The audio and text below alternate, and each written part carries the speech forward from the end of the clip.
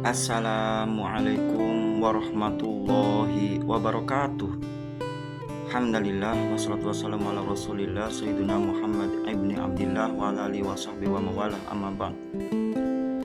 Pada kesempatan malam kali ini saya akan membahas tentang 5 langkah untuk mengikis rasa sakit hati yang terjadi dalam diri kita.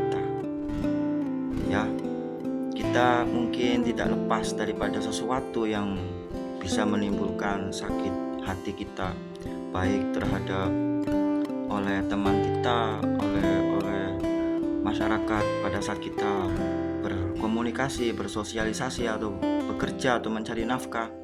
Itu kadang kita bisa aja terjadi rasa sakit hati, ataupun dengan suatu keadaan-keadaan yang lain yang sifatnya itu adalah suatu ujian yang dari Allah. 5 langkah untuk mengikis, membentengi atau menghilangkan rasa sakit hati yang ada dalam diri kita. Langkah yang pertama, kita itu harus memiliki suatu keyakinan dan pemahaman bahwa semuanya itu atas kehendak dari Allah. Semuanya itu dengan qada dan qadarnya Allah sudah ditetapkan dan diwujudkan dalam kenyataan kejadian yang harus kita jalani. Dalam hadis qudsi, man lam yardha an qada'i ukhruj min tahti sama'i utlub ruban anisiwa'i. Siapa orang yang tidak ridho dengan keadaan, dengan takdir Allah yang diberikan pada makhluknya, maka keluarlah dari kerajaan langit bumiku dan carilah Tuhan selain aku, karena Allah tidak membutuhkan hamba-hamba yang seperti itu. Maka kita harus meyakini bahwa segala sesuatu itu atas kehendak dari Allah.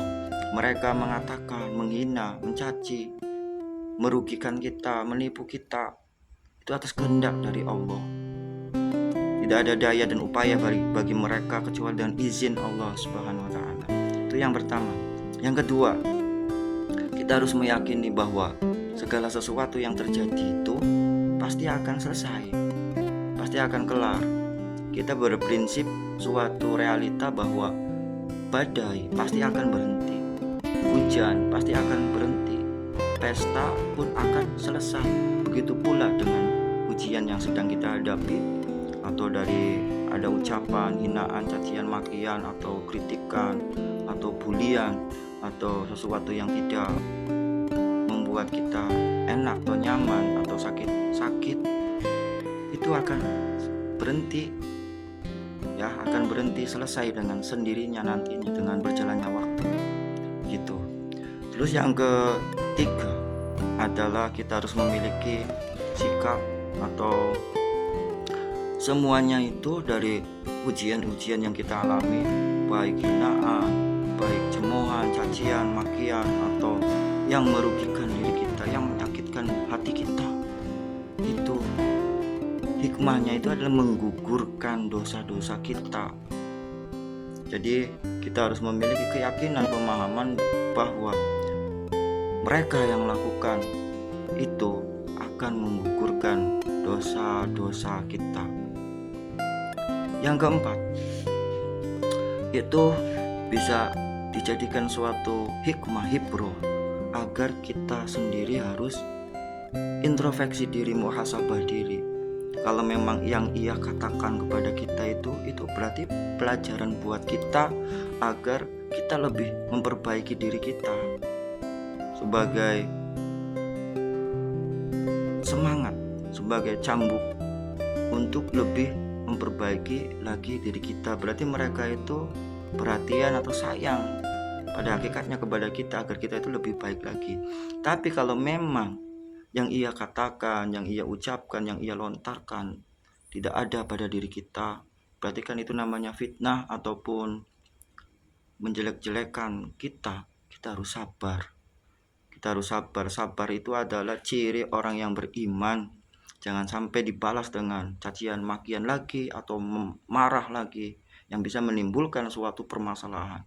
Tinggal diam saja, anggap aja angin berlalu. Ya.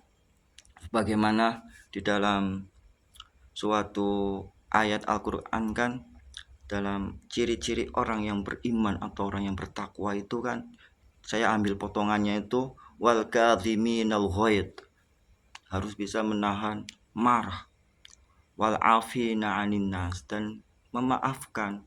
Karena hakikatnya ia itu akan memberikan pahala untuk kita, akan menghapuskan dosa-dosa kita. Justru kita harus berterima kasih kepada mereka. Cara berterima kasihnya yang paling indah, paling mulia adalah memaafkan mereka. Sehingga apa? Kita memperoleh pahala dan dianya tidak terugikan nantinya. Itu adalah suatu akhlak yang sangat mulia.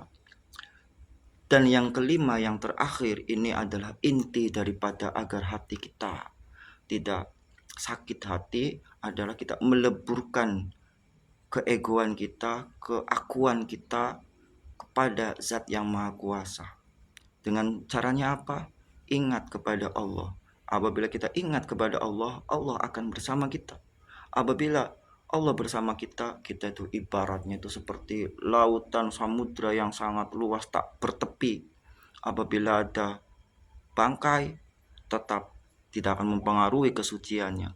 Apabila ada kotoran, tetap tidak akan mempengaruhi kesuciannya. Dan pula kita ibarat ikan yang ada di dalam lautan. Kita tidak terkontaminasi oleh rasa asin yang ada di dalam lautan. Kita tidak terpengaruhi oleh ucapan hinaan, cacian makian daripada orang lain. Maka kita harus memiliki prinsip antara pujian dan cacian tidak ada bedanya. Kenapa? Karena kita sudah melebur kepada Allah Subhanahu wa Ta'ala. Kalau kita masih sakit hati, berarti kita merasa keegoan kita itu dimiliki, merasa keakuan kita itu ada. Harusnya apa? Harusnya kita tenggelamkan di dalam lautan samudranya Allah Subhanahu wa Ta'ala dengan cara kita berzikir kepada Allah, sehingga yang bertajalli adalah Allah. Kita tidak memiliki apa-apa, keakuannya kita sirna. Apabila ada orang yang menghina, mencaci, wong saya tidak ada, kenapa saya harus merasa sakit hati? Kan seperti itu. Semoga ada manfaatnya dari kajian agar kita tidak merasa sakit hati. Yang namanya sakit hati itu nggak enak. Kan ada nyanyiannya. Sakitnya tuh di sini, kau mendustakan aku. Aduh, nah seperti itu. Jadi mudah-mudahan ada manfaatnya. Wassalamualaikum warahmatullahi wabarakatuh.